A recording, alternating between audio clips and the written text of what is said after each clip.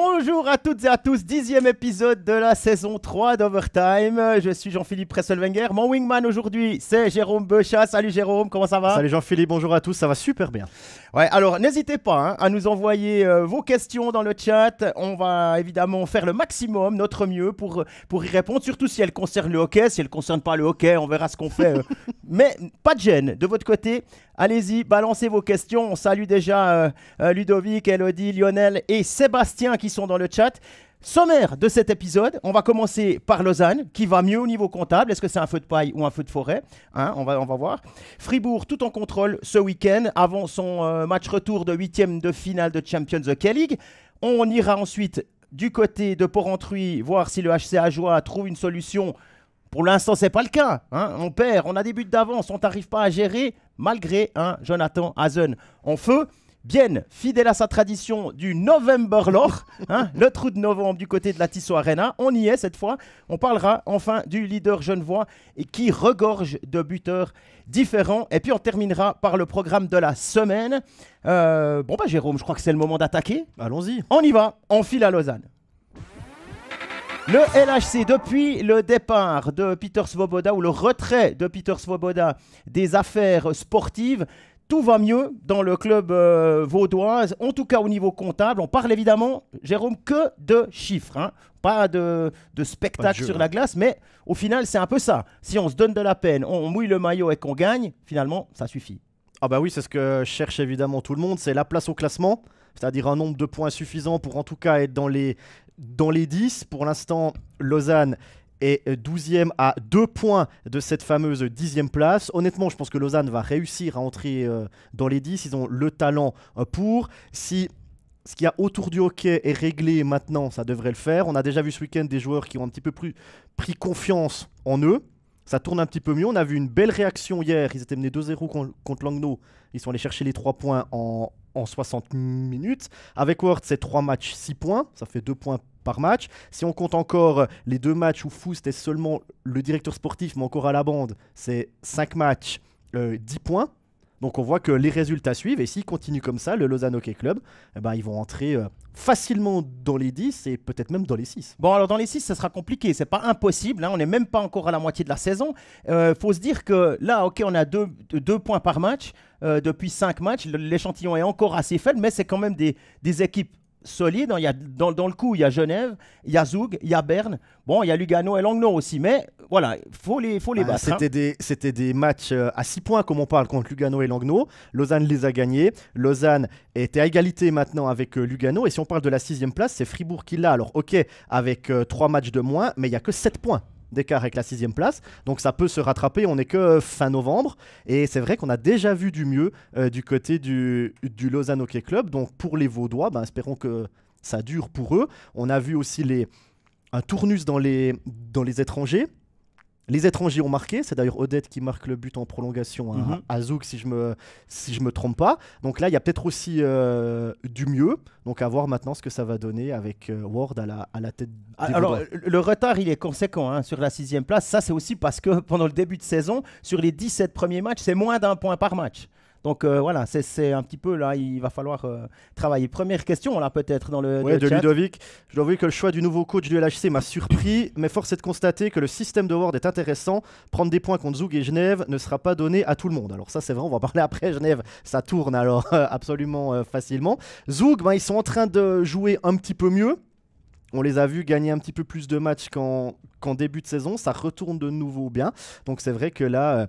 ça va peut-être être compliqué, mais c'est compliqué pour tout le monde. Mais pour Lausanne, maintenant, ce qu'il faut faire, c'est prendre des points contre les adversaires directs et puis aller chercher quelques points maintenant contre les adversaires qui sont au-dessus pour grappiller 1 point là, 2 points là, 3 points là. Et puis c'est comme ça que le LHC va réussir à remonter. Ouais, il y a Marc Egui qui explique contre Lugano, Lausanne a perdu en prolongation. Alors oui, c'est juste, mais il y a 1 point à la clé et pas 0. Et ça fait 5 matchs de suite que Lausanne maintenant, depuis ce fameux 4 novembre où tout a basculé hors glace, on va dire, ça fait 5 matchs où chaque fois il y a 1 point au minimum à la fin. 5 matchs, 10 points. Et voilà. Et ça a jamais eu lieu encore cette saison.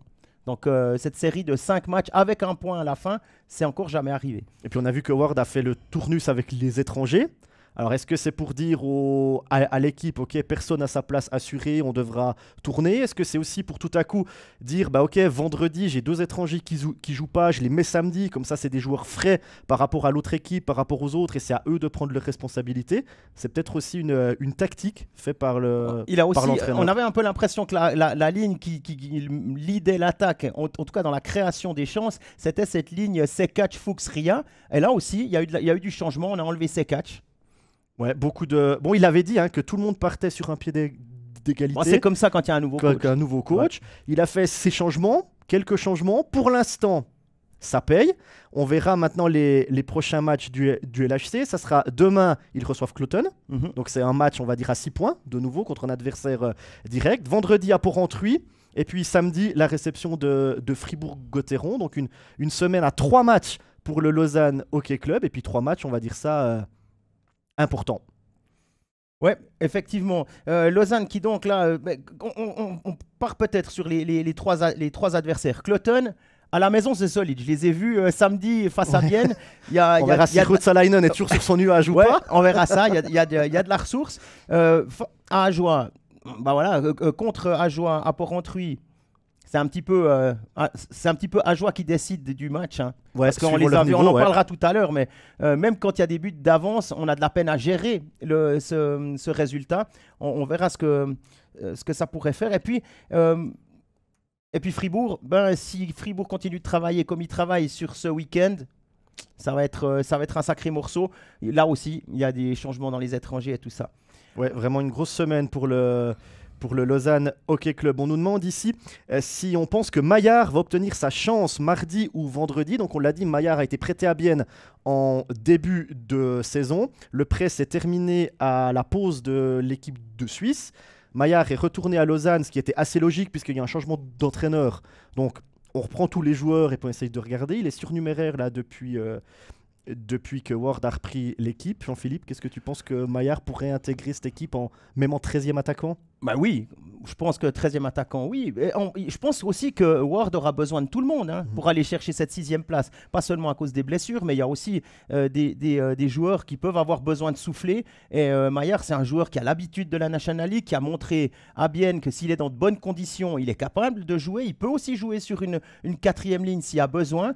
Il est vraiment polyvalent, il peut jouer au centre, il peut jouer à l'aile. Bon, il est un peu plus à l'aise d'un côté que de l'autre. Et puis, voilà, et puis c'est un Lausannois, je crois que ça commence à faire un peu de chemin dans les têtes. Enfin, c'est un Lausannois, c'est un joueur qui a été formé à Lausanne au tout début et qui est revenu aussi dans cette optique-là, un petit peu comme Marty, comme Jelovac. On essaye de redonner une touche vaudoise à ce club qui, jusqu'à il n'y a pas si longtemps, c'était une des marques de fabrique. On pouvait s'identifier aux gens qui étaient sur la glace. Et je pense que Maillard... Alors, ok, c'est pas le critère numéro 1 pour jouer dans ce LHC version Ward, mais je pense qu'il a des chances, oui, évidemment, d'aller gratter un peu du temps de jeu dans cette nouvelle organisation. Voilà, c'était en réponse à Steve. Et puis on a une question de Ludovic qui nous demande si on est surpris des contre-performances de Tobias Stefan cette saison. Alors... on n'est pas surpris du temps de jeu parce qu'en allant chercher Pounenov, on savait que ça allait être plutôt 50-50, voire un peu plus de matchs pour Pounenov parce que ça sera le gardien numéro 1 dans le futur au LHC puis que Tobias Stefan est en fin de carrière. Après, au niveau des performances de Tobias Stefan, moi je suis un petit peu surpris puisqu'il nous a habitués à beaucoup mieux, même si évidemment ces statistiques baissent d'année en année. Là, elles sont vraiment assez basses, les statistiques de Tobias Stefan, donc je suis un petit peu surpris. Alors, est-ce que ça vient, ces statistiques assez basses, du manque de temps de jeu? C'est aussi possible, mais c'est vrai que pour l'instant, on ne reconnaît pas le Tobias Stefan des années précédentes. Alors, il y a un instant qui était symptomatique, à mon avis, de la saison de Tobias Stefan, c'est au moment où Pounenov sort du match à Rapperswil. Lausanne fait la course en tête à l'extérieur. C'est après 20 minutes de jeu, on change. Et l'arrivée, Stéphane prend sa place dans les buts. Et là, c'est l'avalanche. C'est la nuit complète au niveau du système défensif de Lausanne. Et là, même à 5 contre 4, à 4 contre 5, on a complètement abandonné Stéphane. Il a fait 2-3 gros arrêts dans les premières minutes de Stier pour essayer de tenir Lausanne à flot. Mais voilà, là, dans ce match-là qui m'avait marqué, on peut pas tellement dire que c'est Tobias Stefan le problème. Ah non, le c'est plutôt problème, la défense. c'était ouais. clairement le système défensif ils ont eu un blackout, trou, ouais. blackout complet. Et puis eh ben là c'est en train de se resserrer, on prend moins de buts. Et puis on arrive à aller gratter des points, etc. Donc avec Pounenovs au goal. Ouais, et puis Ouais. moi, je suis. Alors j'attends de voir que tout se calme. Peut-être que Tobias Stefan était aussi fatigué hein, de ce qui se passait hors glace. Hors glace, ouais, évidemment. Voilà, peut-être qu'il est là depuis plusieurs saisons. Il a vécu l'arrivée, il a vécu tout ça. Peut-être qu'il en avait assez, j'en sais rien. Ça, faudrait lui demander. Peut-être en off, ce serait Et intéressant. puis moi, j'ai l'idée que si Lausanne maintenant arrive à gratter des points de temps en temps, enfin même plus souvent que de temps en temps, à gagner des matchs, à gratter des points, les joueurs vont prendre confiance en eux et le niveau de jeu va aussi augmenter. Ah oui, parce que c'est clair que sur le papier, Lausanne n'a absolument rien à faire à la 12e Ah non, place. Ça, on est absolument rien. d'accord. Hein. Et je suis convaincu qu'un Michael Ugly, par exemple, qui est assez transparent, même totalement transparent depuis le début de la saison, c'est d'ailleurs pas le Michael Ugly qui était à Bienne les années précédentes, je pense qu'il va commencer à prendre confiance en lui, les joueurs vont commencer à comprendre qu'ils peuvent gagner des matchs, qu'ils peuvent aller gratter des points contre n'importe qui, et puis ça va se mettre en place, il y aura le niveau de jeu va augmenter, et je pense qu'on va avoir un petit peu plus de spectacle au niveau de la Vaudoise Arena, mais la priorité numéro 1, évidemment pour le nouveau coach, c'est d'aller faire des points et de remonter l'équipe au classement, même en jouant mal. T'as mieux le temps de jouer mal et de gagner des points, plutôt que de bien jouer et de perdre tes matchs. Et il y a des joueurs qui sont revenus au jeu. Ouais, ça fait du bien. Et puis d'autres qui sont revenus, repartis. Glauser, on sait maintenant qu'il va être absent encore un petit peu plus longtemps. Heldner, on sait que ça va encore durer un moment. C'est deux pièces importantes dans le fameux système défensif qu'on évoquait tout à l'heure. Et puis Michael Raffel, l'Autrichien qui revient, qui est venu... Mais j'ai aucune idée. Là, on nous pose la question, c'est Stéphane toi, tu le sais peut-être, mais est-ce que combien de temps il sera de nouveau absent? Est-ce on nous a juste dit il faut aller refaire des examens médicaux. Voilà. Donc il est revenu un peu plus tôt que ce qui était prévu. On nous avait dit 25 novembre. Et il est reparti. Et puis là, il est déjà reparti.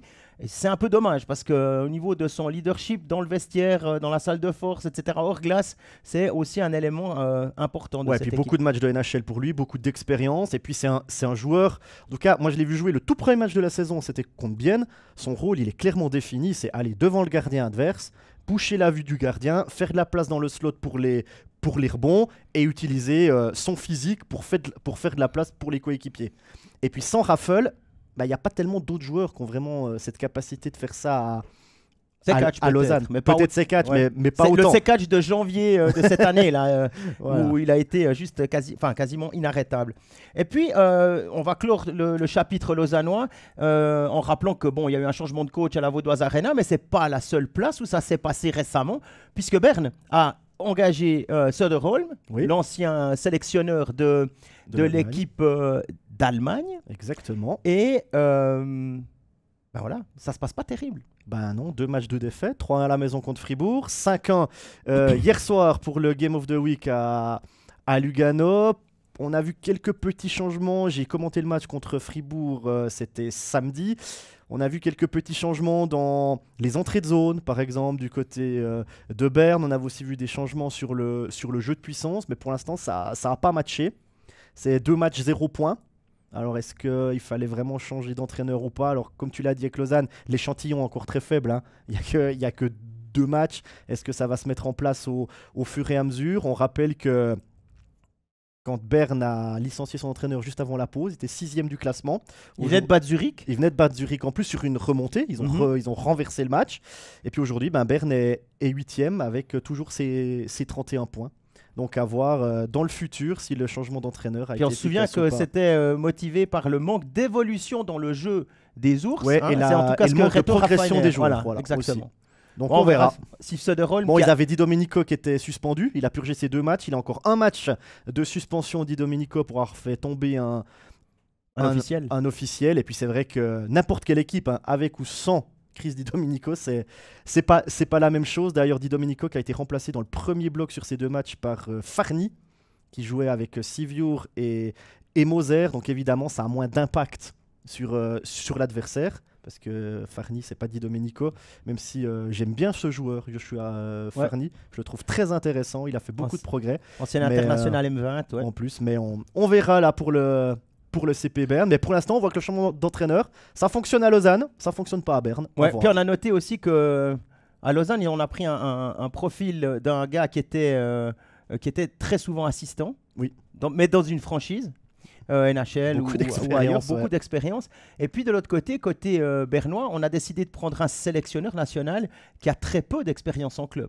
Donc c'est aussi quelque part un pari que Zurich avait pris et qui a failli marcher parce que quand on gagne 3 victoires à 0 en finale. À un match. Ouais, voilà, exactement.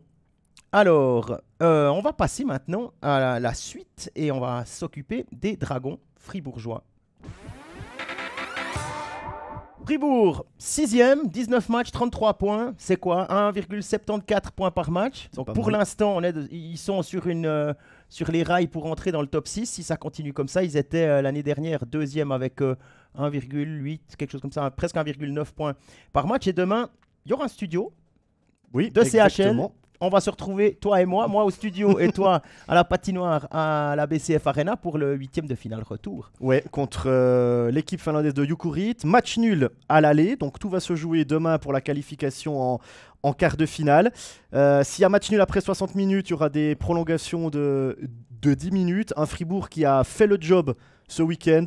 Je les ai commentés samedi à Berne. C'était leur 3e match de la semaine. Il y a eu le match de Ligue des Champions en Finlande le mardi.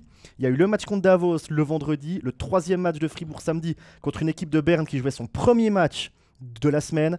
À partir de la mi-match, on a vu un Fribourg, en tout cas j'ai senti ça, qui physiquement avait un petit peu plus de peine contre Berne. Ils ont laissé passer l'orage, ils ont joué soudés derrière, ils se sont jamais affolés. Ils ont réussi à dégager les pucks en cloche sans quasiment pas concédé de dégagement interdit. Donc chaque fois, le changement de ligne. Connor Hughes qui a encore fait un boulot incroyable dans les buts. Vainio, même s'il ne marque pas et fait pas d'assist, je crois qu'il n'a pas manqué une relance et je crois que vendredi non plus, tu as commenté face à Davos, il a été bon. Propre, ouais. Samedi, je crois qu'il n'a pas été pris de vitesse non plus. Il est hyper propre en défense. J'ai beaucoup aimé la ligne Sørensen, Deharnay, Sprunger. J'ai trouvé qu'il y avait un gros impact sur le jeu. D'ailleurs, quand ils étaient sur glace, le jeu se déroulait quasiment tout le temps dans le camp de défense du CP Berne. Donc j'ai trouvé un Fribourg très sérieux, très compact défensivement, qui a vraiment géré son match. Ouais, Sørensen Deharnay, j'ai aussi trouvé que ça s'entendait bien. Ça s'entendait déjà bien en préparation. Hein. C'est un duo que Christian Dubé avait mis rapidement ensemble. Et puis, tu parlais de Connor Hughes. Ben, le match, c'est moi qui l'ai commenté contre Davos. Là, il a été extra. Il donne pas de rebond. Il est propre. On le force pas à faire des gros arrêts parce qu'on laisse les gens en périphérie. On arrive à pas trop donner de gap pour pas. La seule fois où il y en a eu, ben, Stransky l'a utilisé et a fusillé Hughes. Là, il n'y avait vraiment rien à faire sur ce but-là. Et puis sinon, Fribourg, qui avait l'habitude de connaître un peu un creux de concentration ou un creux d'intensité à la mi-match, ou en tout cas dans le deuxième tiers, là, c'était tout l'inverse. Ils sont sortis comme il faut. Et ils ont voulu sortir fort. Davos est sorti fort aussi. Ça avait vraiment le saveur, un premier tiers très intense, très intéressant à commenter. Et puis ensuite, le deuxième tiers, Fribourg a fait ce qu'il fallait. 3 buts. Et puis depuis là, la gestion a été vraiment intéressante. Je crois qu'il y avait une question sur Hughes. Une question sur Hughes. Alors c'est Ludo qui nous la pose. Il dit que Connor Hughes fait de bonnes performances, mais c'est toujours la doublure de Berra officiellement. Il intéresse apparemment Langnau, qui voudrait en faire son deuxième gardien derrière Boltzhauser. Qu'est-ce que tu ferais si tu étais Connor Hughes? Alors, en tout cas, tu as prouvé que tu as une place de numéro 1 bis oui. Largement. en National League. Parce que là, c'est plus un échantillon de 3 matchs où tu es incroyable, tu marches sur l'eau contre des équipes promues, etc. Là, vraiment, il a intégré complètement le système. Ça n'a d'ailleurs pas surpris Reto Berra que Hughes soit à ce niveau-là. Lui qui le voit depuis 2 ans maintenant à l'entraînement, son avis est plutôt intéressant. Donc, difficile à dire. Après, il faut gagner sa vie. Il faut gagner sa vie. Si tu arrives à avoir un bon contrat, un meilleur contrat à Langnau avec du temps de jeu, parce que Boltzhauser cherche aussi peut-être à se libérer un peu de temps de jeu. On en donne à Charlin, hein, du côté de Langnau, mais pas énorme. Pourquoi pas? Après, il faut savoir que s'il n'est plus là, maintenant que tu sais que c'est peut-être Fribourg qui n'est pas très chaud à le laisser, laisser partir. Parce que tu prends qui? Oui. C'est ça. Alors oui, il y a des Fatons, il y a des Fadani, mais c'est pas Hughes. Et puis là, on parle dans la question, est-ce qu'il faudrait qu'il parte à Langnau pour être le deuxième gardien derrière Bolshauser? Mais est-ce qu'il peut partir à Langnau en étant le premier gardien? Parce qu'avec les performances qu'il est en train de faire maintenant, Connor Hughes, c'est pour ça que je parlais de un bis. Je suis pas sûr qu'il soit vraiment le deuxième gardien derrière Bolshauser, parce que si on regarde les statistiques de Connor Hughes, en 13 matchs, là, il est à 92,8. Ce qui est quand même, vraiment très haut. Si on dit que c'est Berra qui a 92,8 en saison régulière, tout le monde dit c'est bien. Et puis on a une autre question de la part de Florent qui nous demande si l'échange Scheidegger-Seiler, donc c'est les défenseurs, Scheidegger qui est arrivé d'Holton cet été, il est reparti là à Holton en prêt, c'est Seiler qui a fait le chemin inverse. Est-ce que c'était une erreur de casting? Alors, tu as commenté le premier match de Seiler en National League vendredi. Moi, j'ai commenté le deuxième le lendemain. Seiler, qui était 7e défenseur, il a eu du temps de jeu. Je l'ai vu aux côtés de Gunderson, je l'ai vu aux côtés de Vainio, je l'ai vu aux côtés de Diaz également. On lui a donné du temps de jeu. Il a joué très propre. Il n'a pas fait de fioriture, mais c'est pas ce qu'on lui demande. Hein. Il a joué très propre, il allait chercher les pucks dans les arrondis, il a fait les relances qu'on lui demandait de faire. Quand Fribourg était installé en zone d'attaque, il était à la ligne bleue, il distribuait le jeu soit à son partenaire sur la droite, soit il remettait le puck à l'ailier dans l'arrondi. Moi, j'ai trouvé qu'il a fait le job qu'on lui a demandé de faire. Ouais, alors c'était exactement ça. Premier match de National League, alors il était peut-être encore un peu surpris du rythme de commencer contre une équipe comme Davos qui base beaucoup de ses attaques sur le rush, sur la vitesse, sur la verticalité. Il a dû s'y faire. Il est gros. Hein, c'est un gros défenseur et c'est pas un défenseur offensif comme Scheidegger. Donc erreur de casting. Peut-être, parce c'est un gars qui avait beaucoup de temps de jeu, Scheidegger aussi en powerplay quand il était à Holton, tandis que là, on est allé chercher un défenseur qui est plus solide physiquement, qui est moins offensif, qui est peut-être un peu plus complet, et sur ce que j'ai vu contre Davos, alors évidemment, il y a une ou deux fois, tu te fais prendre de vitesse par Stransky, mais je pense que tu mets à peu près n'importe qui, hein, à part peut-être les défenseurs étrangers ou bien les défenseurs internationaux. Voilà, ça peut arriver, pas de souci. Moi, je pense que il a trouvé un 7e défenseur là sur qui il peut compter, peut faire confiance, défensivement propre. La première passe, on fait rien, c'est défenseur, ou bien le long de la ligne, le long de la bande, on fait rien de compliqué, mais ça suffit et c'est ce qu'on lui demande. Et pour le moment, je pense que si on a eu l'idée de changer, c'est qu'on n'était pas satisfait de Scheidegger et que là, on essaye d'améliorer l'équipe avec ça. Christian Dubé a le droit de se tromper, il le reconnaît, il fait ce qu'il faut pour changer. Moi, je pense que c'est tout à son honneur. Et Thierry, sur le chat, est d'accord avec nous. Il a bien joué. Son profil fait qu'il est plus qu'utile que Scheidegger. Pour les statistiques de Simon Seiler, il a fait 18 shifts sur les 2 matchs pour un temps de jeu moyen de 31 secondes. Donc, ça prouve qu'il a quand même été utilisé. Ouais. Il a quand même été utilisé par Christian Dubé. Et puis il y a Marchand qui a marqué. Oui, Marchand a marqué. Deuxième but de la saison seulement, lui qui a sur les épaules une saison passée extraordinaire, difficile à matcher. Hein. Ouais, en plus, en pleine négociation de contrat. C'est typiquement un joueur suisse, j'ai l'impression, qui fait les frais de l'augmentation des étrangers de 4 à 6. Il n'a plus tellement le même rôle. Bon, il a aussi cette qualité. Puis, il a aussi cette qualité de pouvoir jouer au centre, de pouvoir jouer. Oui, il peut jouer partout, ouais. Exactement. Même capitaine, une fois, il a fallu. Mais je pense que ça va faire du bien, évidemment, quand on retrouve le chemin des filets, ça fait toujours, ça fait toujours du bien. Maintenant, il faut qu'il retrouve la confiance, il faut peut-être qu'il tente un petit peu plus maintenant devant le gardien adverse. Alors évidemment, pour nous, c'est facile de dire ça comme ça, assis sur une chaise ou en tribune, on n'est pas à la place du joueur, mais c'est toujours la même chose, un joueur qui est en manque de confiance. Il va peut-être réfléchir, il va se dire ah non mais je vais pas tirer parce que je vais peut-être de nouveau rater, alors je préfère donner le puck, et puis c'est peut-être là si tu avais tenté ta chance que tu allais marquer. Donc il faut qu'il retrouve confiance, et on espère pour lui qu'il va retrouver cette confiance, parce que l'année passée il était incroyable. Ouais, et puis à 25 ans, c'est un peu... C'est la charnière. C'est la charnière. Est-ce qu'on fait un court contrat pour essayer de nouveau prouver qu'on est capable d'aller chercher ces 25-30 points, ou bien est-ce qu'on fait un contrat plus long et puis on se pose, voilà. Je crois que la balle est dans son camp, d'après ce que j'ai pu comprendre. À voir maintenant Chaque but qui marque, c'est 50 000 de plus, mais je sais pas. Mais Autant que ça, voilà, tu c'est un crois Fribourgeois à Fribourg. Le statut est spécial. Hein. On aime avoir ce genre de joueurs. C'est Sprungberg, c'est Bikov, Schmid. On en oublie. Jobin, il faudrait. Voilà, la suite. Qui est parti à Winterthur. Ouais. Exactement. On a parlé des étrangers. Alors là, une petite, je ne sais plus qui a parlé de la Rose à l'aile, était intéressant. C'était un coup de poker de Christian Dubé, à mon avis. Hein. Il ne voulait pas l'enlever après le match de Jukurit Mikkeli parce qu'il pensait qu'il avait fait un bon match. Il n'a pas remis Kuokkanen. Maintenant, contre Davos, hein, je dis contre Davos, on peut se dire... Il a frappé le poteau de la Rose, Eschliman complètement battu, donc il aurait pu marquer, il a un assist. Mais alors, quand il est à l'aile et qu'il joue comme un ailier, et quand il faut pas lui laisser 3-4 coups de patin, parce qu'une fois que... pour la vitesse. Hein. Une fois qu'il est lancé, tu n'arrives pas à l'arrêter. Il s'enlève, il met le genou pour enlever les cannes des défenseurs et tout ça. C'est vrai que c'était intéressant. C'est une option de plus. Après, on peut se dire aussi, il y a combien de centres à Fribourg? Hein, on peut compter à Desharnais. Indéboulonnable. Voilà, il y a Schmid. On nous a vendu de la Rose comme un centre défensif. Qui c'est qui est encore au centre? Il y a Valzer, qui est un centre défensif, qui gagne bien sa vie, je crois. Et puis après, on se dit, il y a Bikov qui peut encore jouer au centre. Il y a Marchand qui peut jouer au centre. Ça commence à faire... Je crois qu'en tout, on avait compté avec le collègue de la Liberté, François Rossier, qu'on salue s'il nous écoute.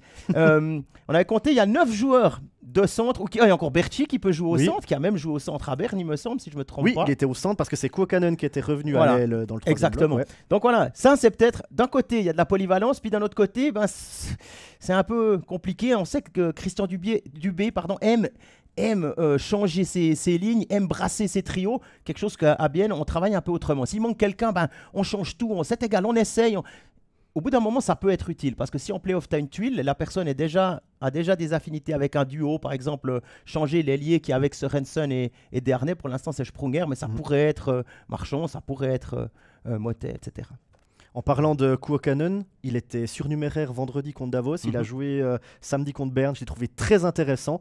On avait vraiment l'impression qu'il était plus frais que les autres de son équipe. J'ai trouvé qu'il allait très vite sur son côté. Il allait mettre la pression sur les... Il a beaucoup gêné les relances du CP Berne. Il allait mettre la pression sur le porteur de puck. Il allait mettre la pression dans les arrondis. J'ai trouvé un Kuokkanen très très présent dans la zone offensive de Fribourg. Alors, est-ce que ça vient du fait qu'il était surnuméraire le soir d'avant et qu'il était plus frais? Est-ce qu'il a mal pris le fait d'avoir été surnuméraire, puis il a plus envie de l'être, et puis il s'est dit je me donne à fond plus que d'habitude. Mais j'ai vraiment trouvé Kuokkanen très très intéressant samedi soir à Berne. Et Kuokkanen, il avait été, si je ne me trompe pas, champion du monde U18 avec un certain Artur Ruotsalainen sur sa ligne. Qui a marqué 4 buts. Qui a marqué 4 buts contre Bienne. Ouais. Voilà, mais en tout cas, voilà, c'est des joueurs de 25-26 ans qui ont envie de retourner, qui ont affiché leur ambition de retrouver la NHL. Ah oui, il a clairement dit. Donc voilà. Et quand on parlait des changements de Dubé, il y a une question de Gaëtan qui nous demande est-ce que les résultats lui donnent raison? Qu'est-ce qu'on en pense? Sur ce week-end, on peut dire oui. Il y a deux victoires. Et puis, comment évaluer les performances de Fribourg? Je pense que le problème, il n'est pas défensif. Ah non, le problème, il n'est pas défensif du tout. Derrière, c'est solide, c'est en attaque. Dès le moment où un gars comme Sørensen commencera à marquer. Là, il a marqué ses 2 premiers buts de la saison. Un penalty, une cage vide. Mais ça compte quand même. Ça compte quand même. Ah oui. 5 matchs de but. Hein. Ouais, voilà. Ça compte quand même. Du coup, voilà, ça va plutôt dans la bonne direction. De la Rose qui montre qu'il peut aussi offensivement amener quelque chose, qu'il soit à l'aile ou au centre. Kuokkanen, s'il arrive à trouver ce rythme, tant mieux. Et puis, on se rappelle de l'année dernière, Fribourg qui part en tête pendant une immense majorité de la saison, qui finit 2e finalement et qui sort en demi-finale contre Zurich. Voilà, donc après un quart de finale bien accroché, même si c'est 4-1, c'était bien accroché, il y a eu ces longues prolongations, le but de Fourer, enfin on s'en souvient. Donc si tout se met en place à peine plus tard, peut-être que Fribourg en sortira gagnant. À voir. Bon, ils sont bien remontés au classement. Début de Absolument. saison difficile pour Fribourg. Ils sont 6e aujourd'hui avec 19 matchs et 33 points. Et puis Fribourg qui aura de nouveau une semaine à 3 matchs avec donc le match retour demain, 8e de finale de Ligue des Champions à la BCF Arena. Vendredi, Fribourg qui reçoit Lugano. Et puis samedi, petit déplacement du côté du Lausanne Hockey Club pour un match entre romans. On parlait là du manque d'efficacité offensive, manque qui permet quand même de gagner des matchs, hein, on est d'accord, mais on n'est pas dans les buteurs comme l'année dernière du côté de Fribourg. Et la raison, c'est Fabien Luisier qui donne une piste, notamment la ligne de Walzer, Jörg et Marchand ou Bikoff, etc. Alors c'est Bikoff maintenant, c'était Voilà. aussi Rossi en début Rossi, de saison. exactement, qui est 13e attaquant. Oui, effectivement, les deuxièmes rideaux, les deuxièmes couteaux qu'on n'attendait pas forcément étaient à chaque fois présents pour mettre le puck au fond quand les grosses lignes n'y arrivaient pas. Et ça, c'est vrai que pour l'instant, la ligne Walzer-Jörg Marchand, enfin le duo Walzer-Jörg plus l'ailier score moins, c'est vrai. Ouais, c'était Bikoff samedi. Avec C'était Bikoff aussi Rossi qui vendredi. était 13e attaquant. Et puis en Ligue des Champions, comme Fribourg peut jouer avec tous ses étrangers, c'était Bikoff 13e attaquant mardi passé et Rossi surnuméraire. Ah voilà. Bon, ben on sait tout. Fribourg, on a dit 3 matchs qui les attendent cette semaine. On va maintenant... on a déjà évoqué Vaigno, hein, ça c'est bon, c'est fait. Vaigno, c'est bon, ouais. On en a parlé de Vaigno. Alors, on va partir à Porrentruy pour discuter du HCA. On a passé des dragons au vouivre, hein, quelle superbe transition, bravo. On rigole, hein, on a toujours le sourire à Porrentruy, ça aussi les supporters, c'est assez fou, ça ne s'arrête pas, sauf quand Pézanne met De Vos en tribune, là c'est un petit peu différent. Ouais, là, mais c'est vrai que l'ambiance est toujours bien, c'est toujours sympa, on va vraiment voir du hockey. Et là, 6e défaite consécutive pour les Ajoulots, c'était contre Genève. Bon, ok, perdre à Genève, pas de honte. Hein. Non, pas de honte, non, Pas de surtout honte. avec le Genève Perdu par d'aujourd'hui. contre à Rapperswil, au tir au but, à domicile, alors qu'on a tout en main pour quand même aller chercher une victoire en 60 minutes, ça c'est plus embêtant. Bah, ça c'est plus embêtant, surtout que c'est pas la première fois de la saison où Ajoie tient son match et puis égare 1 point, 2 points, voire même 3 points.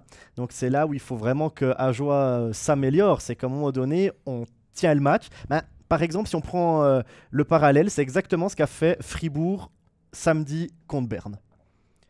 Ils sont devant, ils sentent que physiquement ça va plus trop, ils ferment la boutique comme on dit, et puis on procède par contre. Et Ajoie, ça, ils n'arrivent pas encore à le faire.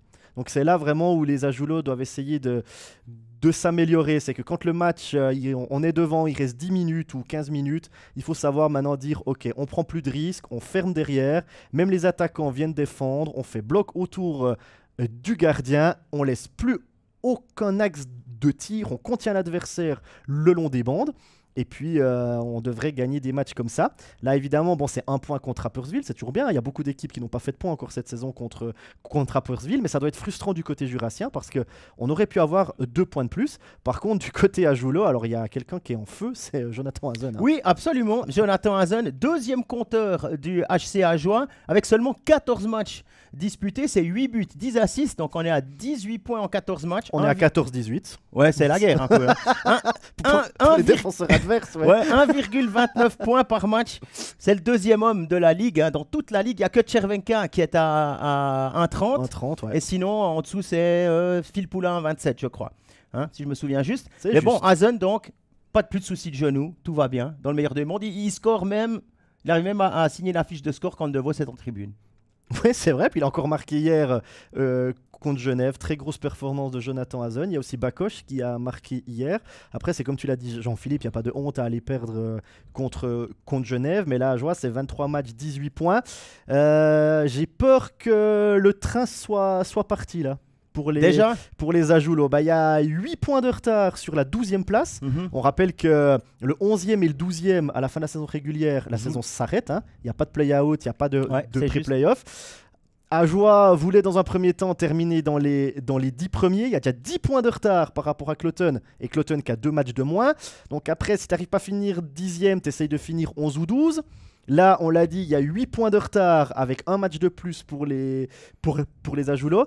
Il faudra faire des points cette semaine pour Ajoie, qui reçoit Lausanne vendredi et qui s'en va à Bienne samedi pour le derby, parce que j'ai peur que là, le train soit parti et puis qu'il n'y ait plus de grands enjeux pour Ajoie dans cette saison régulière, si ce n'est de préparer la finale des play-outs contre contre le 13e. Je sais pas ce que tu en penses, mais j'ai l'impression que l'écart est déjà pas mal grand. Faire là, une Ambry des années où Ambry attendait le play-out pour quoi. s'en sortir, c'est un peu ça que tu dis. Ouais, avec des bons étrangers qui font le job. C'est ça. Et puis des Suisses, des Tessinois qui n'arrivaient pas forcément à être à niveau des joueurs suisses des autres équipes.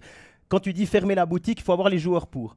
Et je pense que quand tu joues à Fribourg avec des joueurs qui sont des joueurs suisses qui sont Berchi, qui sont Sprunger avec beaucoup d'expérience, qui sont Sandro Schmid qui apprend vite, Jörg Walzer, c'est plus facile de fermer la boutique qu'avec Schmutz, Huber. Voilà, ils sont là, ils amènent ce qu'ils peuvent amener. Il n'y a pas de critique là. Simplement que le niveau intrinsèque est plus faible. Et ma foi, on fait avec ce qu'on a. Et puis parfois un système peut un peu masquer ce manque de qualité individuelle, pour autant qu'il soit parfaitement mis en place et puis suivi par tout le monde.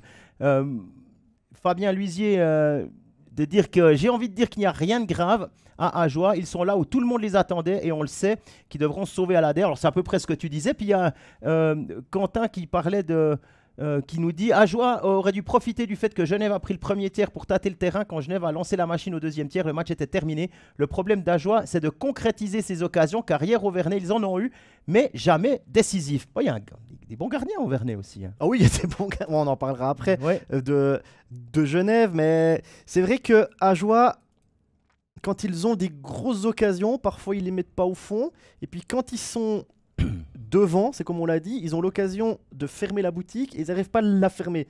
Donc quand tu défends pas si bien que ça, puis quand t'es pas efficace devant le but adverse, c'est vrai que c'est assez compliqué. Puis nous non plus, on n'arrive pas à la fermer, mais on nous paye pour, alors ça va.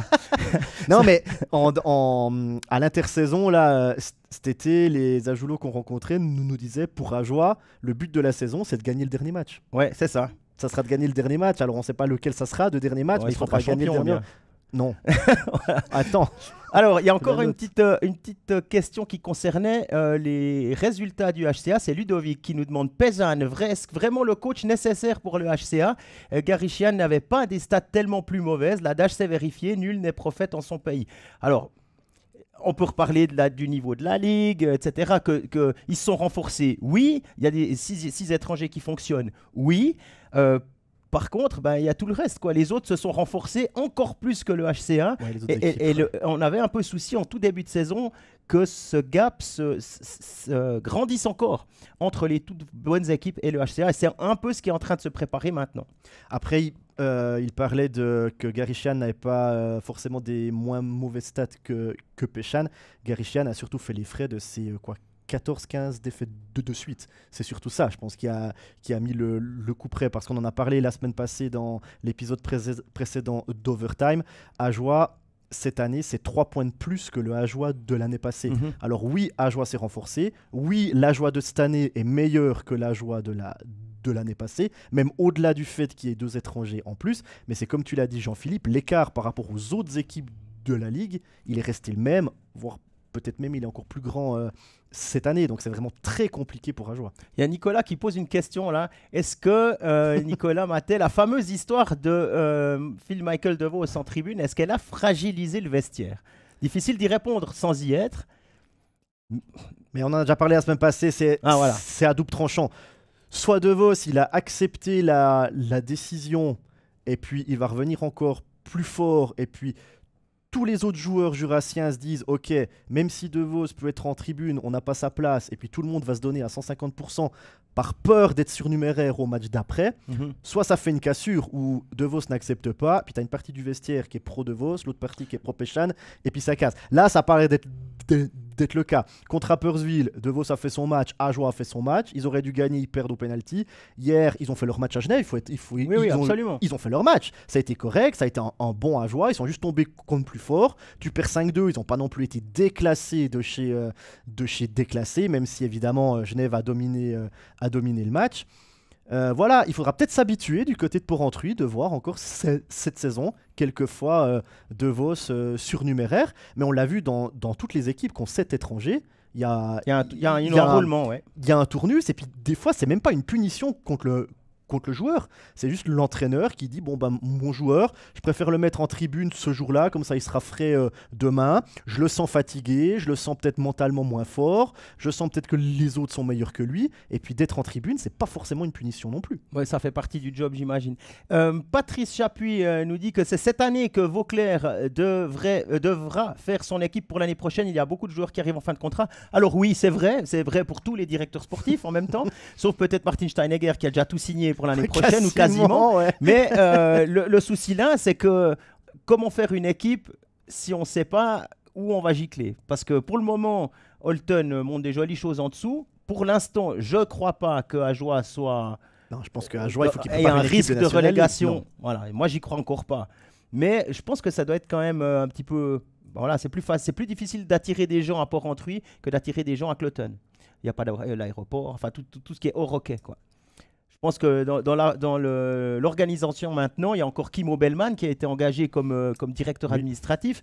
Donc là, on se professionnalise de plus en plus du côté du HCA et ça va faire du bien, ça c'est sûr. À terme, ça va payer. Exactement. TJ Brennan, Fabien Luisier nous dit en tout cas bravo à Vauclair pour la trouvaille. TJ Brennan, excellent joueur, effectivement. Oui, c'est vrai qu'il est très bon. Il a une canne blanche. Ça fait toujours bizarre. Oui, c'est vrai. Ça, on a toujours envie de faire des gags un petit peu nuls avec ça, puis on se retient, heureusement d'ailleurs, parce qu'il est excellent, en powerplay, il est très bon défensivement, il est solide, il a pris une envergure dans le jeu à Joulot que Gauthier Leduc n'avait pas la saison passée. Ouais, moi, il me surprend, TJ Brennan. Il arrive de Swiss League et j'ai pas l'impression qu'il a eu... Il est passé par l'Autriche, je crois, entre deux. Oui, mais j'ai pas l'impression qu'il a eu des matchs pour s'adapter. Dès le premier match avec Ajoie, tu avais l'impression qu'il avait joué en National League toute sa vie. Il avait le rythme, il avait le patinage, il savait comment contenir les adversaires. Il marque des buts, très important, c'est un des piliers en jeu de puissance. Il faut être honnête. D'ailleurs, le match Ajoie-Zoug où Zoug gagne que 1-0 à Port-Rentruy, Péchan sort son gardien à 3-20 ou 3-30 de la fin. Donc Ajoie est à 6 contre 5. Brennan est le seul joueur qui n'est pas sorti. Il a joué les 30 dernières minutes sur la glace, alors que les autres sont sortis. De Vos est sorti, Gauthier est sorti, Leduc aussi, il y a un brassage. Lui, c'est le seul qui est resté. Donc ça prouve que c'est vraiment le pilier dans les jeux de puissance du côté de Port-Rentruy. On parle juste encore rapidement du contrat de Bacoche. Buteur hier, Bacoche, il a été prolongé fin octobre jusqu'à fin novembre. Donc il lui reste 9 jours de contrat, si je compte, si je compte bien. Alors, à voir. Si Julien Vauclair a trouvé un autre étranger meilleur pour le remplacer... Et meilleur marché. Alors ça, je ne sais pas, mais c'est toujours comme ça. Si Julien Vauclair a quelqu'un, il va prendre ce quelqu'un et il va pas reconduire Bacoche. S'il n'y a personne ou s'il n'y a que des joueurs qu'il estime moins bons que Bacoche, il va continuer avec Bacoche. Alors après, jusqu'à quand ? Bacoche a été signé jusqu'à fin octobre, maintenant fin novembre. Est-ce qu'il va encore accepter d'être prolongé mois par mois ? Ah, puis il livre la marchandise. Ouais, justement. Mais est-ce qu'il va encore accepter d'être prolongé mois par mois ? Est-ce qu'au bout d'un moment, il va pas dire bon bah écoute, tu m'as déjà prolongé 2 fois. Non, maintenant j'aimerais rester jusqu'à la fin. Maintenant j'aimerais rester jusqu'au 30 avril, quoi. C'est aussi une possibilité. On verra déjà s'il joue le derby de samedi à Bienne. Oui. Le derby Ajoie-Bienne. Transition idéale pour filer maintenant en direction du Ceylan. Ou bien tu voulais encore ajouter quelque chose avec Bacoche ? Non, c'est tout bon. Alors on y va. Allons à la Tissot Arena. Pour la Tissot Arena. 4e défaite de suite à Cloton pour le HC Bienne. En novembre. Le fameux creux de novembre. Cette fois, il est là. L'année dernière, c'était 8 matchs sans défaite en début d'exercice. Et puis, seulement 3 victoires entre fin octobre et début décembre sur 10 matchs. Et puis là, on revisite un petit peu. On bat le record du club de la série de victoires. On fait 10 victoires de suite pour le HC Bienne. Et puis, on tombe les 2 pieds dans le creux de novembre avec 4 défaites de suite. Alors, elles n'ont pas toutes la même gueule, on est d'accord ? Non, pas la défaite à domicile ce week-end contre Zoug. Alors, on peut dire qu'ils sont tombés sur un Giannoni incroyable. Ils avaient de quoi gagner ce match en 60 minutes. Il y avait du mieux. Par contre, à Cloton, je les ai commentés, c'était un premier tiers correct, solide. Ils ne donnaient rien à Cloton défensivement. Et puis ensuite, ils sont revenus après la première pause. Et ça a été la nuit. Et puis ça a été surtout l'étoile Ruotsalainen qui est allé crucifier Sateri 4 fois. Écoute, juste avant la pause de l'équipe de Suisse, ils ont perdu ce match à Lugano en encaissant 5 buts. Les 2 matchs d'avant, ils les gagnent en encaissant 4. Là, ils sont à 25 buts encaissés en 6 matchs. C'est évidemment trop pour le HC Bienne qui laisse des largesses défensives.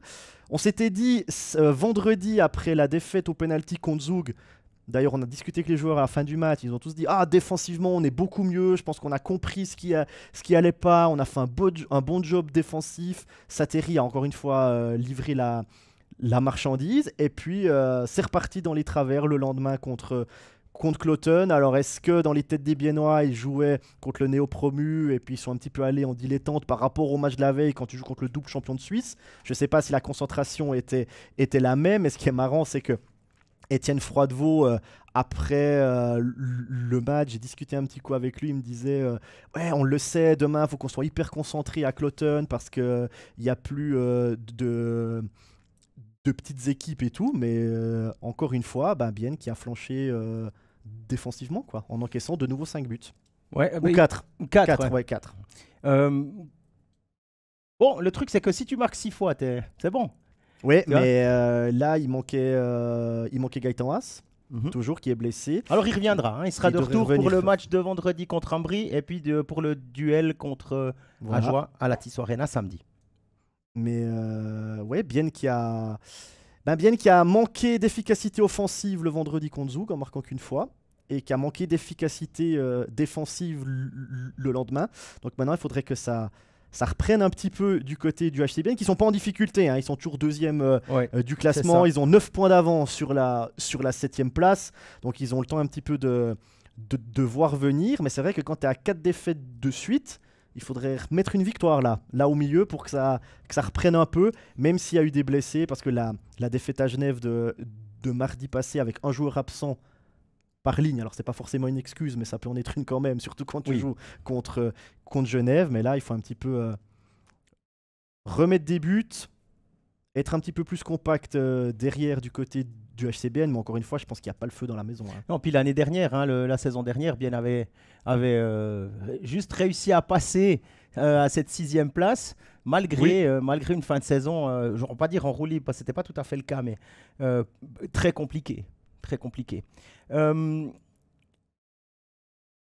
Premier tiers, le premier tiers alors là à Cloton, il faut que je revienne là-dessus parce que on s'était vraiment dit avec les autres commentateurs et puis les journalistes sur place, on se disait tiens, ça va bien, ça fonctionne.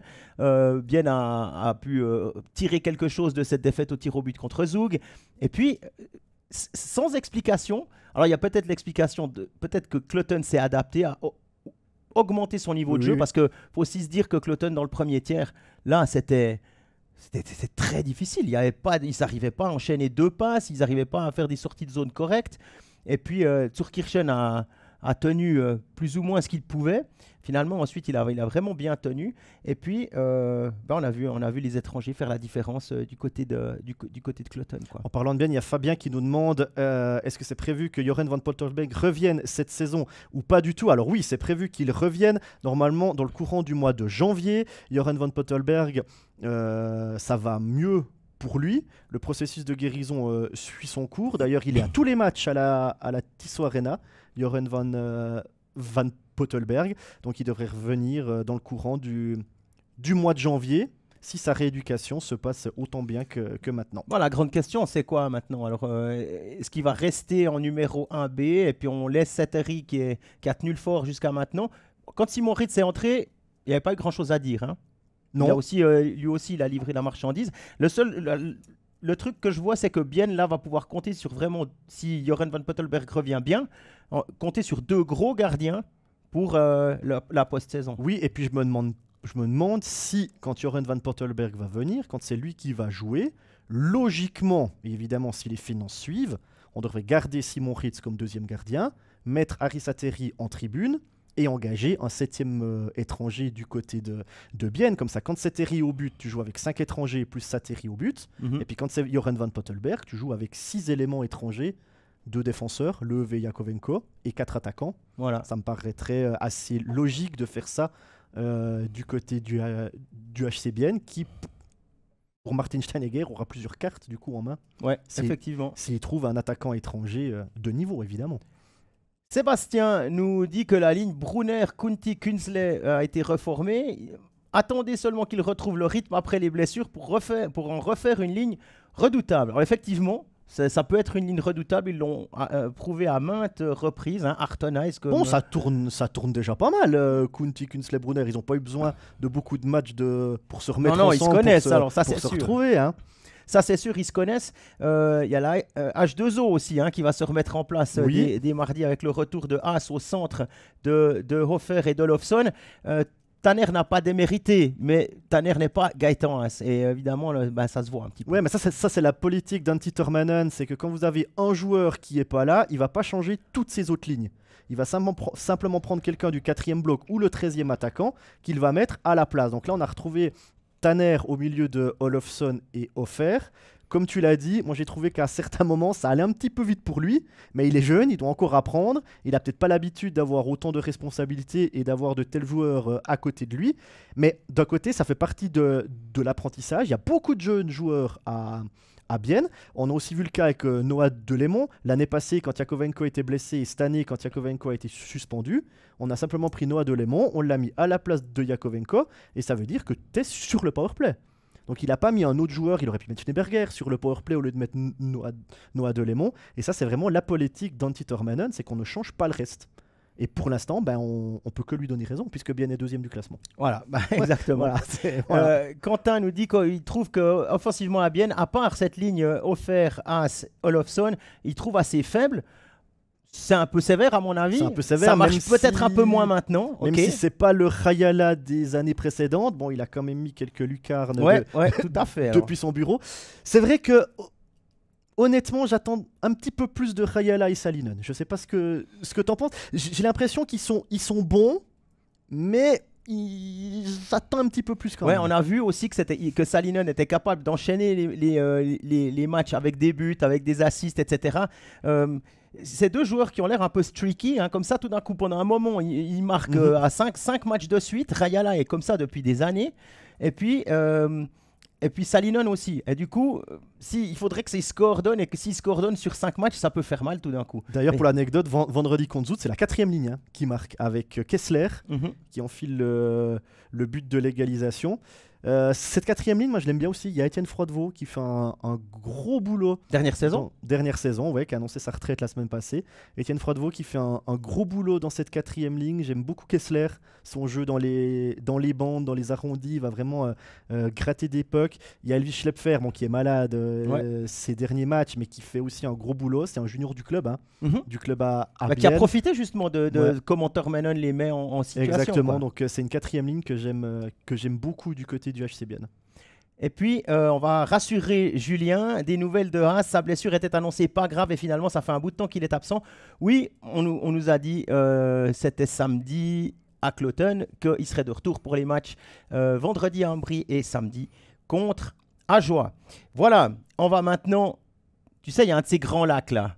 Un grand lac qu'on partage avec la France. Et ben, tout au bout, Tout au bout, il y a un là- club. C'est là que il y a un club qui a beaucoup d'avance au classement. Alors on va aller voir ce qui se passe du côté de Genève. Genève Servette, c'est première place, 22 matchs, 52 points, plus de 2,3 points par match, 11 points d'avance sur Bienne et 20 points d'avance sur le 7e qui est Davos. Qu'est-ce qu'on peut encore dire sur ce Genève Servette là qui carbure à plein régime? Qu'ils sont à plus de 4 buts de moyenne marqués par match. C'est hallucinant. absolument incroyable. 89 buts en 22 matchs. En Genève, j'ai l'impression que, comme ça, tu as l'impression que rien peut leur arriver. Contre Ajoie, ils sont favoris, même s'ils font un premier tiers pas incroyable. Ils arrivent quand même à gagner 5-2. C'est complètement mérité. Je me souviens d'un match cette année contre Langnau au Vernet où ils passent complètement à côté de leur match Genève. Mais ils prennent les 3 points quand même. Mhm. Ils gagnent 3-2. Tu as l'impression que, évidemment, dans les bons soirs, ils sont injouables. J'en aurais pas rêvé. Et puis, dans les mauvais soirs, ils arrivent quand même à aller chercher une victoire comme ça, sur un effort personnel. Mais il y a tellement de talent dans cette équipe que Tömmernes, tout d'un coup, il peut te sortir quelque chose. À Ambry, par exemple, je crois que c'est toi qui avais commenté ce match. Ambry, Ouais, c'est Tömmernes Genève. qui décide. Maintenant, j'y vais. Maintenant j'y vais. Tout d'un coup, il fait 2 Ouais. dribbles. Hop, le puck dans la lucarne. Il y a Artikainen qui fait la même chose. Il y a Omar qui, tout d'un coup, peut te faire une passe incroyable. Et puis surtout, il marque. D'ailleurs, on a relevé cette statistique ce matin de la part de Genève. 20 buteurs différents. Oui, parce Tu te rends compte il y a Tanner Richard qui a mis un très joli but pour son premier, Voilà. après 16 ou 17, 16 assists. 16 ou 17, je sais plus. Non, c'est 17 points, 16 assists. Et puis Antonietti. Antonietti qui a marqué aussi. Donc il reste. Donc, 7. attends. Il y a Dis-moi. 7 joueurs, j'ai regardé. 7 joueurs qui n'ont pas encore marqué. Et dans les 7, il y a les 2 gardiens. Ouais, c'est ça, ouais. Alors, il y a Fulmin qui n'a pas marqué, défenseur défensif, mais il a un plus-minus de plus 7. Donc, on peut pas l'accabler. Il y a Cavalieri qui a joué un match, mais il n'est pas entré en jeu. Donc, c'est difficile de marquer quand tu rentres pas en jeu. Il y a Smons qui est défenseur, il a joué que 2 matchs. Il y a Berton qui a joué 4 fois avec Genève cette saison, mais il a fait un seul shift. Il est à 30 chaud de fond secondes, puis maintenant. maintenant, il est à chaud de fond. Et puis, il y a le tout jeune défenseur, Chanton, qui a 20 matchs. Il joue 3 minutes 40 à peu près par match. Donc, on voit que ceux qui n'ont pas marqué, ils n'ont pas eu la possibilité. Ouais, ou alors, ça- c'est pas dans leur valeur de marquer des buts. En tout cas, c'est pas leur rôle. Mais 20 buteurs différents. Et C'est impressionnant. ça peut venir de partout. Ça Ouais, peut c'est venir de vraiment partout à n'importe impressionnant. quel moment. Puis on nous fait remarquer que ce soit Quentin ou Jérôme, que Vatanen n'est toujours pas là.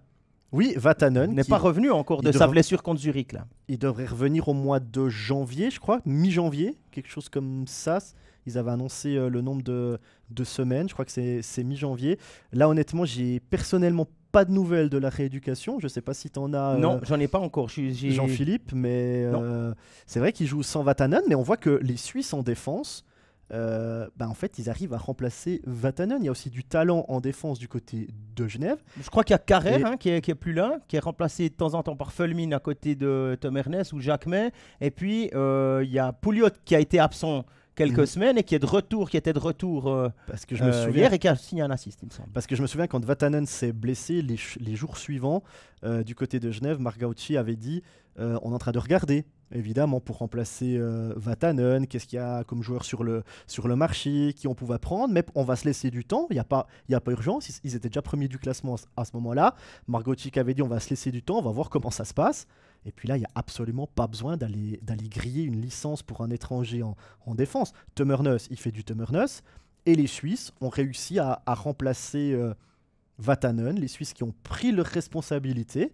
Et puis ça tourne extrêmement bien du côté de Genève. Tu te rends compte? Après 22 matchs, 11 points d'avance sur le deuxième. Hein. Oui, non, mais c'est vrai que c'est c'est vrai que impressionnant. c'est hallucinant. Et puis Ludovic nous dit là, c'est hallucinant sur cette première partie de championnat. On peut faire jouer Omar en troisième ligne. Alors, est-ce qu'il y a vraiment 1, 2, 3 lignes? Parce que quand on se dit, ok, Winnick, Phil Poula, Miranda, c'est la première ligne, c'est ce qui est écrit, mais c'est eux qui commencent. Mais voilà. Voilà, c'est Après, il y a ça. Artikainen sur la deuxième. Et puis il y a Omar sur la troisième. Et puis finalement, il y a que Il y a Pouliot sur la quatrième, je crois, à un moment donné. Ou alors c'est possible qu'il a aussi joué un moment avec la quatrième. Puis si c'est pas Pouliot, c'est Josh Joris qui est le centre de cette quatrième ligne. Ouais, et Quand puis il est Richard, là. quand même, était le centre de la Voilà. quatrième. Puis là-dedans, on rajoute Richard, on rajoute ce pauvre Bertagia qui arrive pour 5 ans à Genève et qui a un temps de jeu misérable sur une quatrième ligne ou troisième ligne de temps en temps quand il manque du monde. Je veux dire, il a aussi une Lamborghini pilotée, là, Yann Cadieux. Ouais, mais pour l'instant, il la pilote bien. Hein. Ouais, mais rien à dire. Puis c'est peut-être aussi pour ça que Tyler Moy est parti à Rapperswil, parce qu'il sentait qu'il avait peut-être plus le temps de jeu qu'il voulait, peut-être plus les responsabilités qu'il voulait aussi. En tout cas, pour l'instant, du côté de Genève, on fait absolument tout juste. Il faudra faire attention, parce qu'évidemment, il leur reste 30 matchs à Genève. Ils ne devraient pas les gagner les 30, je sais pas ce que tu en penses. Non, Mais il y a non, bien un je pense moment pas, donné ouais. qu'ils vont passer à côté ou ils vont perdre. Et c'est peut-être là où Genève devra être fort, et Yann Cadieux aussi. C'est que si tout à coup Genève enchaîne 1 ou 2 défaites de suite, voire 3, il faudra pas tout remettre en question. Il faudra pas que les joueurs commencent à dire ouais mais c'est de sa faute à lui, de sa faute à lui, de sa faute à lui. Il faudra aussi savoir gérer les défaites, parce que gérer les victoires c'est facile. On a fait du sport Ouais. tous les deux. C'est juste. Hein, gérer les victoires, c'est Ouais. facile. Par contre, gérer les défaites et des défaites qui s'enchaînent, ça sera peut-être un petit peu plus compliqué. Donc, c'est le petit avertissement là du côté de Genève. Faire attention si tout à coup il y a des défaites, avec un programme pour Genève. Vendredi, Genève-Berne, un match qui est toujours très attendu. Et puis samedi, un déplacement chez le néo-promu à Cloton. Voilà. Cloton qui reste sur 7 victoires à domicile de suite. Ouais, ils sont incroyables à domicile. Ça, on Le se Néo-Promu demande- est incroyable à domicile. On se demande comment c'est possible parfois. Et puis, on parle des fois de la loi de la moyenne sur notre chaîne. Ça fait à peu près 5 ans qu'on en parle. Parce que c'est une réalité. Alors oui, forcément, une fois ou l'autre, il va y avoir un creux, il va y avoir un coup de moins bien. Et puis, on parlait aussi de Phil Poulin. Phil Poulin, il est 2e ou 3e compteur de la Ligue. Au point par match, 3e, on a dit. 1,27. 1,27. Et on se disait, 37 ans, est-ce qu'il n'est pas du mauvais côté de la montagne? On a parlé de ça. On a aussi entendu sur nos plateaux, Gunderson, peut-être, il est déjà un peu sur le ballon. En tout cas, son éthique de travail, son hygiène de vie permet, en tout cas à Gunderson, d'être au top aussi. Phil Poulin aussi. On ne fait pas la carrière qu'il a fait en NHL en étant paresseux ou en étant pas complètement investi dans son club. Encore une fois, très bon moyen d'amener Genève vers le haut. Puis ça, c'est Marc Gauchi aussi. Il y a Quentin qui nous dit retirement du maillot de Bézina vendredi. C'est juste. Évidemment, ça sera une belle soirée du côté d'Evernay. Et puis Nicolas qui nous dit il y a déjà eu des défaites, oui, avec des points, mais des défaites du côté de Genève. Elles ont été gérées parce que si on regarde bien, ils étaient redoutables le match d'après. C'est vrai que Genève, pour l'instant, a bien géré les matchs après défaite, mais il y a quand même eu des points. Il y a Ouais. pas... C'est juste, il y a Grégoire qui nous dit que concernant Genève, personnellement, j'ai un vrai souci avec la sous-utilisation de Bertaggia. Le mettre en 13e attaquant hier soir, c'est vraiment triste, surtout quand on voit son envie, sa grinta et ce qu'il apporte en termes d'intensité. Parallèlement, Miranda qui est muet aux côtés de Phil Poulin-Winnick. Oui, muet. Oui, il a aussi marqué à 4 contre 5, il a d'autres qualités, mais Miranda, il fait aussi le travail qui permet à Winnick et Phil Poulin d'être un peu plus libérés. Donc, on lui demande de faire ça, et je crois que Marc Gauchi aime beaucoup Miranda, notamment parce que c'est un grand gabarit qui va encore assez vite, justement pour son gabarit. Et il est capable d'offrir des assists. On s'en souvient une fois, il avait voulu filer contre le but. Il voit que c'était pas possible. Il se décale contre sa bande parce qu'il joue à droite. Et voit Winnick de l'autre côté. Il le sert sur une passe du revers magnifique. Deuxième poteau. Ouais, voilà pourquoi ça fonctionne. Alors, s'il y a une ligne qui fonctionne, pourquoi la changer? Si elle ne fonctionne pas autant qu'on aimerait, on se souvient des débuts Artikainen et Omark ensemble. On s'est dit à un moment donné à Genève, dans le coaching staff, voilà, ça... Peut-être qu'on peut trouver mieux. On change, on met Artikainen avec Rod et ça fonctionne. Ouais, et il y a Elodie qui nous dit Praplan n'est plus le même à Genève qu'à Berne. C'est vrai. Alors ça, c'est un joueur en pleine confiance maintenant, Vincent Praplan. J'ai l'impression, alors ça c'est un avis personnel, j'ai l'impression qu'il a retrouvé du plaisir à jouer. Quand tu le vois, tu vois qu'il est heureux de jouer, il est heureux d'être là. Après, à Berne, il n'y avait pas les résultats qui suivaient. Donc, c'est toujours plus compliqué, évidemment, dans une équipe où, quand tu cherches ton classement, il est plutôt en bas de la page. Mais c'est vrai que Vincent Praplan, c'est pas le même qu'à Berne. Il faut être honnête. Hein. Non, mais alors c'est 100% sûr. Il le dit régulièrement dans les interviews. Je crois qu'il y a encore une vidéo qui a été, une longue interview de Vincent Praplan qui a été mise en ligne par le club où il explique assez clairement que voilà, il a retrouvé le plaisir de jouer. Ça fait une immense différence. En plus, il est dans une équipe qui gagne, où l'ambiance du vestiaire est reconnue dans toute la ligue. Je crois que ça, c'est pas une légende. Donc, à voir maintenant ce que Genève sera capable de faire. On les verra en play-off et on se réjouit déjà de ces moments-là. Oh oui.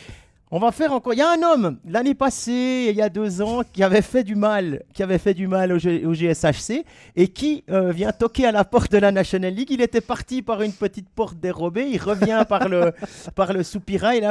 C'est Justin Abdelkader, l'Américain de 35 ans qui a passé 13 saisons sous le maillot des Red Wings, vient de signer jusqu'à fin décembre avec Zug, Zug qui a perdu Klingberg pour plusieurs semaines, qui rappelle Abdelkader qui n'avait pas de club. Et il y a une option après la fin décembre pour le garder jusqu'à la fin de la saison. C'est une 7e licence du côté zougois. Je crois qu'on s'en souvient de cet homme-là, du côté des Vernets. Ouais, on n'est pas les seuls. Il y a Quentin dans le chat qui nous fait « Ah non, pas lui !» Voilà, c'était la même réaction. On se souvient en finale avec Zug et puis les pré-playoffs l'année passée, Jérôme. Bah oui, il bat Genève en finale en 2021. Il a joué les 2 matchs sur les 3 de la finale. Et puis l'année passée en pré-playoff avec Lugano. Il sort Genève 2-0. 34 matchs dans notre championnat. Abdelkader, 23 points. C'est quand même très intéressant. Un gros gabarit, quelqu'un qui fait de la place, il va dans les bandes, il n'a pas peur de défendre son gardien et puis de taper sur quelques attaquants adverse, c'est un joueur qui fait... Ou défenseur adverse. Ou défenseur je crois adverse. Que Ernest s'en souvient. Ouais. C'est vrai. C'est un joueur qui fait peur, qui met beaucoup d'énergie, qui n'a pas peur de se faire mal. Hein, lui, il rentre avec une dizaine de bleus à la maison. Je crois qu'il s'en fiche pas bien mal. Et puis, si Zug est allé le rechercher, c'est qu'ils étaient contents de lui il y a 2 ans. Ils ont vu ce qu'il a fait à Lugano l'année passée, ils étaient contents. Et tu connais la marchandise. Absolument. Donc tu sais exactement ce que tu vas avoir avec Justin Abdelkader, qui également à l'interview était très très fort. Je pense qu'on peut vous lui dire salut Justin, comment ça va? Puis tu faisais une réponse de 2 minutes. Hein. Ouais, alors ça c'est aussi ses 13 saisons en NHL. 13 saisons, et puis il est arrivé, on se souvient, il a disputé quelques saisons avec Phil Poula, notamment sous le... Mais pas de Stanley pour lui, parce qu'il est arrivé juste une année trop tard. Voilà, c'est Nicolas là, nous dit que c'est pas le même Genève, et pour les coups bien, au vu de la ligne arbitrale cette saison, il va pas faire vieux. Ouais, pas certain. Hein. S'il reste pour les playoffs, on sait tous que la ligne de début de saison est un petit peu différente dans les séries. Pour les playoffs, ouais, c'est pour le spectacle. Mais à voir encore si Zug... Zug ne sera pas 8e, je pense. Zug devrait... Ils sont 5e pour l'instant. Ils devraient garder leur spot dans le top 6, donc ce serait une rencontre Genève-Zug un peu tardive, la plus tardive possible, hein, évidemment. On va clore le chapitre sur Genève, et puis il me reste à vous donner le programme de la semaine. Mardi, studio de Champions Hockey League, demain donc, avec Fribourg-Zurich. Toi, tu seras à Fribourg. Exactement. Hein, contre Jukurit Mikkeli. Tous jouera sur un match, puisqu'il y a eu match nul. Ouais. À l'aller. Zurich et Davos sont en lice. Zug jouera mercredi. Et puis, des matchs de National League mardi aussi avec Lausanne-Cloton, Lugano-Langnau. Mercredi, je l'ai dit, Zug reçoit Munich. Hein, ils sont allés faire le travail du côté de la Bavière en gagnant 5-1 à l'aller. Vendredi, studio avec 5 matchs de National League. Samedi, 6 matchs pour le studio. Et puis dimanche, 2 matchs. Davos Rappi à 15h45, et puis le remake de la finale de l'année dernière, Zug Zurich à 20h sur les Monts Bleus. J'aurai la chance de commenter cette rencontre avec Gary Sheehan. Merci Jérôme pour cette heure passée avec moi. Un grand plaisir de faire Overtime. Et puis n'oubliez pas que vous pouvez retrouver cet épisode rapidement sur Facebook, sur Apple Podcasts, SoundCloud, YouTube et Spotify. On vous souhaite une excellente semaine de hockey et on se revoit tout bientôt. À très vite sur MySport. Bye bye. Bye bye.